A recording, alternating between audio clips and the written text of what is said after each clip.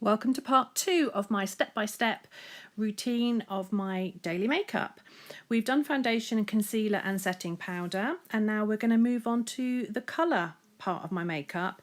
And in this video we're going to concentrate really on bronzing, highlighting, contouring. My favourite little kit that I just showed you there is a L'Oreal bronzing product. I'll put the details below. There are loads out there and I do use different ones day to day, but I find this one really easy because it has your I keep wanting to say concealer, it has your highlighter in there as well. So I'm showing you how I do it. I use a little detail brush and I really go in there, and my non-existent cheekbones, I can literally feel where my cheekbone is. I can't see it on a day-to-day basis. So I'm really just sculpting in just underneath my cheekbone, and then I'm bringing it down slightly towards my jawline. So you can imagine a skeleton has a very sunken, has a sort of, the contour of a skeleton. Sounds ridiculous, but that's what we're trying to give an illusion of, is that my face is thinner, that I have a slightly hollow cheek, whereas actually I have round and poochy cheeks, which I'm not at all ashamed of, but it's quite nice just to have a little bit of contour and shape. I'm just taking a little bit of that contour powder underneath my jawline as well to give my jaw a little bit of a snap to it, a little bit of a sharp line, because like a lot of us, my jawline has got softer as the years have gone on. So there I am, sucking in my cheek just to make sure it's vaguely in the right place. Now, the little L'Oreal pad there, it actually comes with a nice brush. So I'm showing you how to do it with the brush it comes with. So I've put the contour powder on one side, and I'm just, again, following just below my jaw, just below my cheekbone, down towards my jawline, and then up around the side of my eye and the side of my face up onto my forehead, just to give, although I like quite a strong contour and I don't mind that people can see I'm wearing it, you just don't want to have one line underneath your cheekbone. So we blend it around the side of the face to give that illusion that the face has a little bit more shape to it. My face is sort of a little bit round and soft these days.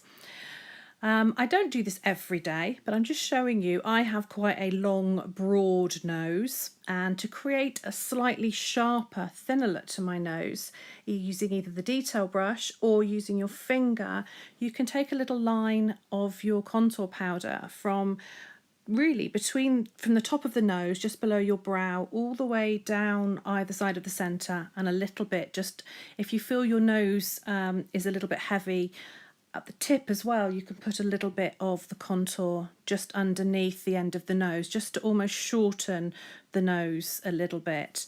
Hopefully I'm showing you in a better way than I'm actually explaining it, but it's all about the blending. So, and I keep checking in the mirror.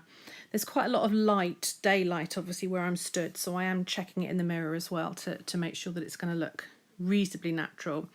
So back with that same brush again, I've just given it a bit of a clean off, and you can see in that little palette there's the lighter shade, and that's actually your highlighter. It's not a ridiculously crazy bright highlighter. Sometimes if I'm going out I like a really bright highlighter. This just gives a little reflection. There you can see a little bit of a reflection, a little bit of a gleam, and we're using that on the tops of my cheek, just underneath my eyes. It gives the illusion that my face isn't quite as flat as it is, that I've got more definition, that I have a high cheekbone and a nice rounded cheek. I'm also putting it on my nose there. I'm doing that for your benefit. I don't tend to highlight down my nose because I have open pores, and I prefer my nose to be matte and not reflect the light, because that can make the pores look more obvious. And I'm just taking a little bit on my finger, taking a little bit of that highlighting shade underneath my eyebrows and in the Cupid's bow, so between my nose and my top lip. It can just give a little illusion that the top lip is just a little bit fuller. So standing back, I'm doing my makeup in the camera today.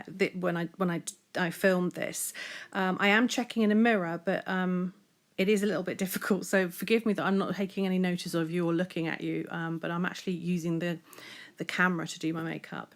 So now we're going to add a little bit of colour to the face, and we're using a matte sort of tawny rosy blusher, and I'm actually using that to almost pull together the contour and the highlight. So that soft matte colour, I'm just again following that sort of C shape along the centre of the cheek and up around the eye, and then I'm taking a more reflective colour, a little pop of colour, again to make that cheek seem a little bit higher and a little bit more pronounced, and I'm just applying that sheeny colour right on the cheekbone. So you can see now we've got a little bit of colour, so I'm not looking quite as pallid. Next step,